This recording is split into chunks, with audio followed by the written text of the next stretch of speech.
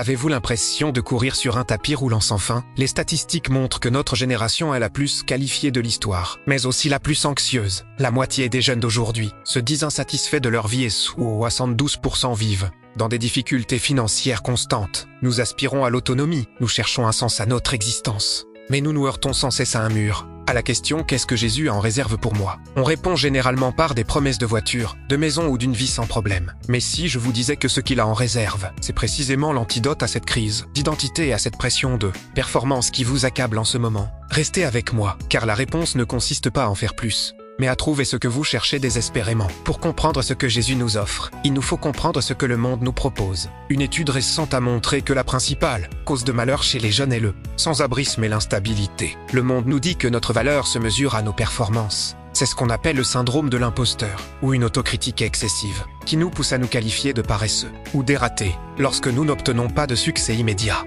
Le système d'orientation professionnelle est une source de stress inépuisable. On nous pousse à choisir une voie, mais 79% d'entre nous refuseraient un emploi sans véritable utilité. Et c'est là que le premier don de Jésus intervient. Beaucoup pensent que Jésus veut nous imposer des règles, mais la vérité, c'est qu'il veut nous donner une nouvelle identité. Et dans un instant, je vous montrerai comment cela change votre façon d'interagir avec votre patron ou d'aborder vos études le lundi. Mais d'abord, comprenez ce sentence de Jésus propose l'adoption. Dans un monde où l'on n'est qu'un numéro ou un CV, Jésus vous offre le statut de fils. Nous recherchons désespérément l'autonomie et la liberté. Mais la vraie liberté ne consiste pas à payer toutes les factures même si c'est important. La vraie liberté que Jésus vous offrait l'assurance que son amour ne dépend pas de vos performances. Vous souvenez-vous quand je parlais de sens à la vie? Des études montrent que 42% des jeunes privilégient l'intérêt pour leur travail au salaire. Nous avons soif de sens. Ce que Jésus vous propose, c'est une vocation.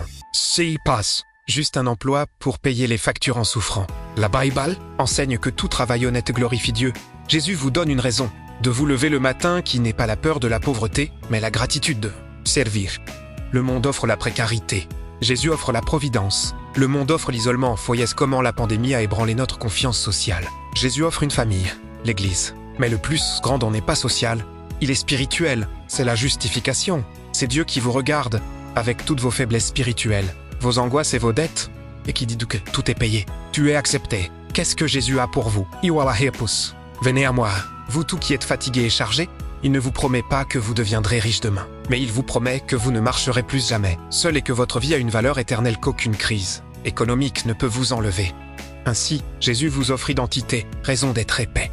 Mais accepter cela implique de changer votre perception du succès et de l'échec. Il existe un concept théologique appelé souveraineté de Dieu, le seul capable d'apaiser l'anxiété liée à l'avenir. Si vous souhaitez comprendre comment, cessez de vous inquiéter du lendemain en comprenant qui est réellement maître de votre destin. Vous devez vous abandonner à Jésus et faire cette prière. Seigneur, je t'accepte comme mon seul et unique Seigneur et Sauveur. Charisma vie. Pardonne mes péchés et inscris mon nom dans le livre de vie. Voilà. Maintenant que vous vous êtes abandonné à Jésus, il commencera à agir. Je vous recommande de trouver une Bible et de lire l'histoire de Jésus, d'essayer de prier, d'essayer de parler à Jésus avec vos propres mots. Si vous avez des questions, laissez un commentaire et je vous répondrai. Que Dieu vous bénisse. Et si vous le pouvez, aimez cette vidéo, car ainsi YouTube comprendra qu'elle est pertinente et pourra la recommander à davantage de personnes qui ont également besoin d'entendre ce message.